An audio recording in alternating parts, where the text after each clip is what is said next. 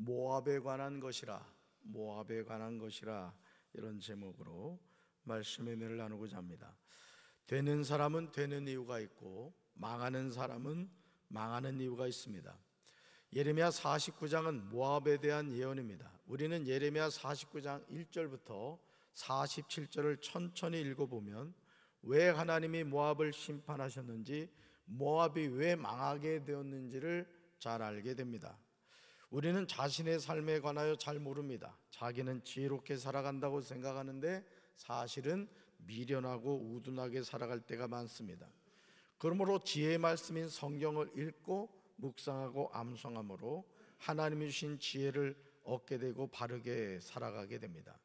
모압은 사해 동편에 위치하였는데 남쪽으로는 세렛 강가에 닿고 북쪽으로는 아르논강, 그리고 서쪽으로는 사해, 동쪽으로는 사막으로 둘러싸여 있었습니다. 예레미야 48장에 나오는 도시들은 아르논 북부에 있던 도시들로서 모압의 팽창기에 속했던 지역입니다. 그런데 1절을 보시면 모압의 멸망에 대한 예언임을 알 수 있습니다. 이 말씀을 하시는 분은 살아계신 하나님이십니다. 우리 1절 같이 읽습니다. 모압에 관한 것이라, 만군의 여호와 이스라엘의 하나님께서 이와 같이 말씀하시되, 오라 느보여 그가 유린당하였도다.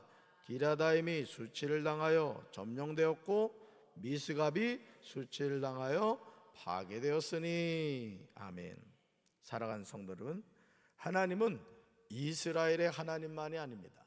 하나님은 이 세상 모든 나라의 왕이시며 하나님이신 줄로 믿습니다.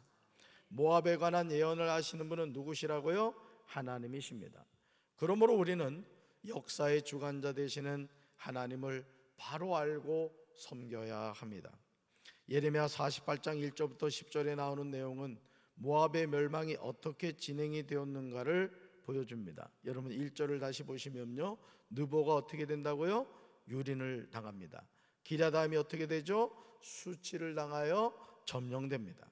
또 미스갑이 수치를 당하여 파괴가 되었습니다. 모압의 찬송 소리가 없어졌습니다. 헤스본에서 무리가 그를 해하려고 악을 도모합니다. 만면이 칼을 뒤쫓아와서 조용하게 됩니다. 호로나임에서 울부짖는 소리가 들려옵니다. 폭력이다, 파괴다, 이렇게 외치는 소리가 들려옵니다. 그러므로 예레미야 48장 4절에서 다시금 선지자 예레미야는 하나님의 말씀을 선포하고 있습니다. 우리 4절 같이 읽습니다. 모압이 멸망을 당하여 그 어린이들의 부르짖음이 들리는도다. 아멘. 거다 밑줄었어요. 모압이 멸망을 당하여. 아주 구체적으로 말씀하시죠. 사랑하는 성도 여러분, 세계사에서 영원할 것 같은 위대한 제국들이 많이 있었습니다. 그러나 정말 놀랍게도 그 모든 제국이 역사 속으로 사라졌어요. 모든 길은 로마로 통한다 했는데 로마 제국도 멸망하고 말았어요. 이것은 우리에게 무엇을 전하고 있습니까? 이 세상에 영원한 제국은 없다는 것이죠. 모압이 파괴돼 그 어린아이들이 부르짖을 것이라는 예언이 얼마나 두렵습니까? 지금 우리가 보고 있는 세상도 마찬가지입니다.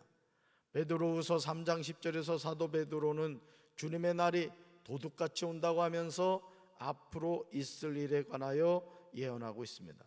이 세상에서 영원한 것은 없다는 사실을 우리가 기억해야 돼요. 우리 말씀 현대인의 성경으로 읽습니다. 그러나 주님의 날은 도둑같이 갑자기 올 것입니다. 그날에는 하늘이 큰 소리를 내며 사라지고 천체는 불이 타서 녹아버릴 것이며 땅과 거기 있는 모든 것이 타서 없어질 것입니다. 아멘. 여러분 이 말씀을 잘 보세요. 그러나 주님의 날이 뭐같이 갑자기 온다고요? 도둑같이. 여러분 도둑이 몇 날 며칠 몇 시에 제가 당신의 집을 방문해서 돈을 훔쳐가겠습니다, 이런 도둑이 어디 있어요? 갑자기 오죠. 그런데 그날에는 하늘이 큰 소리를 내며 어떻게 된다고요? 사라진다는. 또 천체는 어떻게 돼요? 불이 타서 녹아버린대요. 땅과 거기 있는 모든 것이 어떻게 돼요? 타서 없어진다는. 이 세상에 존재하는 모든 것은 어떻게 된다? 사라진다. 이것을 우리에게 알려주고 있습니다. 주님이 재림하실 때 하늘이 큰 소리를 내며 사라집니다. 천체는 불에 타서 녹아버립니다. 땅과 거기 있는 모든 것이 타서 없어져요. 모압에 관한 멸망도 마찬가지입니다.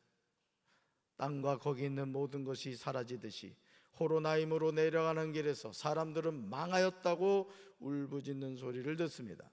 그런데 이 모든 일이 우연히 일어나는 것이 아닙니다. 여호와의 말씀과 같습니다. 하나님이 예언하신 대로, 말씀하신 대로 이루어진다는 거예요. 예레미야 48장 8절에서 이 사실에 관하여 분명하게 전하고 있어요. 하나님의 말씀은 거짓이 없습니다. 우리 8절 같이 읽습니다. 파멸하는 자가 각 성읍에 이를 것인즉 한 성읍도 면하지 못할 것이며 골짜기가 멸망하였으며 평지는 파멸되며 여호와의 말씀과 같으리로다. 아멘. 그 다음에 찍으세요. 여호와의 말씀과 같으리로다. 예레미야 48장 11절부터 28절에서 하나님은 모압이 황폐하였다 하십니다. 12절에서 여호와께서 말씀하십니다. 15절에서 만군의 여호와라 일컫는 왕이 이와 같이 말씀하십니다. 모압이 황폐하였도다. 하나님의 심판인 거예요. 자, 그렇다면 왜 이런 엄청난 일이 모압에 일어나게 된 것일까? 여러분, 예레미야 48장 29절에 그 이유가 나와요. 망하는 이유가 있다는 것이죠. 우리 말씀같이 읽습니다. 세 번역입니다. 우리는 모압이 교만하다는 소문을 들었다. 모압이 매우 교만하여 우쭐대고 뻐기며 오만하고 거만을 떤다는 것을 우리는 들었다. 아멘. 여러분, 이 파란 글씨 잘 보세요. 모압이 뭐하다는 소문을 들었어요? 교만하다. 또 모압이 매우 뭐하여? 교만하여. 어떻게 해요? 우쭐대고 뻐기며 오만하고 거만을 떤다는 것을 우리가 들었다는 거예요. 그래서 하나님이 어떻게 하셨다? 심판하셨다는 거예요. 사랑하는 성도 여러분, 되는 사람은 되는 이유가 있고 망하는 사람은 망하는 이유가 있다고 했습니다. 모압이 왜 망했습니까? 모압이 왜 황폐하게 되었습니까? 모압이 왜 조롱거리가 되었습니까? 모압이 왜 벌을 받게 되었습니까? 그 이유가 있다는 거예요. 모압이 교만했습니다. 모압이 매우 교만하였습니다. 모압이 우쭐대고 삐겼습니다. 모압이 오만하고 거만을 떨었습니다. 그 소문을 들었고 그리고 하나님의 심판을 받았습니다. 예레미야 48장 16절에서 하나님은 말씀하십니다. 우리 말씀같이 읽습니다. 모압의 재난이 가까웠고 그 고난이 속히 닥치리로다. 아멘. 왜 이런 일이 모압에 일어나게 되는지를 알아야 됩니다. 잠언 16장 18절에서 잠언 기자는 우리에게 교만과 거만한 마음의 위험성을 알려줘요. 말씀같이 읽습니다. 교만은 패망의 선봉이요 거만한 마음은 넘어짐의 앞잡이니라. 아멘. 우리는 모압을 통하여 하나님의 예언하시는 말씀을 반면 교사로 삼아야 돼요. 모압의 재난이 가까운 이유가 무엇입니까? 모압의 고난이 속히 닥친 이유가 무엇입니까? 하나님을 대적하는 성읍들은 사라집니다. 하나님을 떠난 장정들은 죽임을 당하게 돼요. 모압이 패하여 수치를 받습니다. 모압이 울면서 부르짖습니다. 모압이 황폐했다고 외칩니다. 모압의 뿔이 잘렸습니다. 모압의 팔이 부러졌습니다. 이 모든 말씀이 누구 말씀이라고요? 여호와의 말씀이라는, 하나님의 말씀이라는. 선지자 예레미야가 개인적인 감정으로 예언하는 내용이 아닌 거예요. 그래서 여러분, 강단에서 주의 종을 통하여 하나님의 말씀이 선포될 때 그 말씀을 사람의 말로 듣지 않으시고 하나님의 음성으로 듣게 되기를 주님의 이름으로 축원합니다. 특별히 여러분, 우리 성경을 한번 두 구절을 읽어보겠어요. 26절, 여러분 성경 26절 한번 읽습니다. 26절, 모압으로 취하게 할지어다. 이는 그가 여호와에 대하여 교만함이라. 그가 그 토한 것에서 뒹굴므로 조롱거리가 되리로다. 아멘. 그 다음에 찍으세요.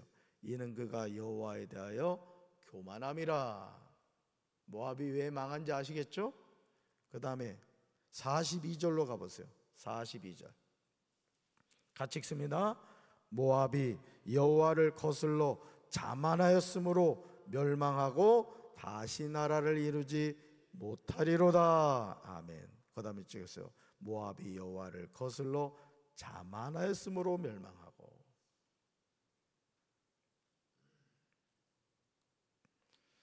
예레미야 48장 42절에서요 선지자 예레미야는 모압이 망한 이유를 정확하게 전해요. 우리 다시 한번 42절 읽습니다. 모압이 여호와를 거슬러 자만하였으므로 멸망하고 다시 나라를 이루지 못하리로다. 아멘. 이제 우리는 하나님 앞에서 겸손히 무릎을 꿇어야 될 줄로 믿습니다. 교만은 패망의 선봉이요 거만한 마음은 넘어짐의 앞잡이가 된다. 그래서 하나님은요 겸손한 자를 찾으시는 거예요.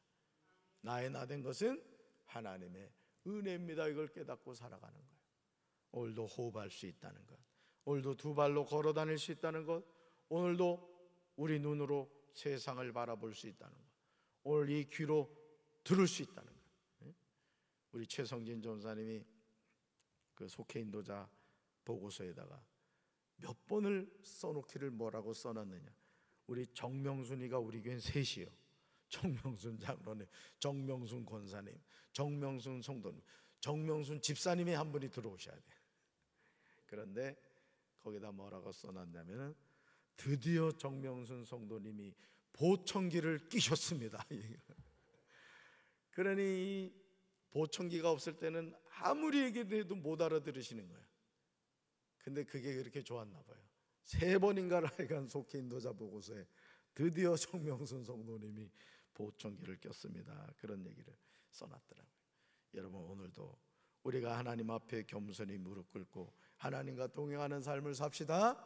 하나님 바라보고 의지함으로 승리하는 이 하루가 되기를 주님의 이름으로 축원합니다. 가슴에 손 얹겠습니다. 사랑의 주님, 오늘도 우리가 이 하루를 살아갑니다. 내 힘으로 살아가는 것이 아니라 하나님이 주신 힘과 능력으로 또 용기를 가지고 살아갑니다. 낙심하지 않게 도와주시고 두려워하지 않게 도와주시고 놀라지 않게 도와주시고 하나님을 바라봄으로 믿음 안에서 승리하는 이 하루가 되게 하옵소서. 예수님 이름으로 간절히 기도합니다. 아멘.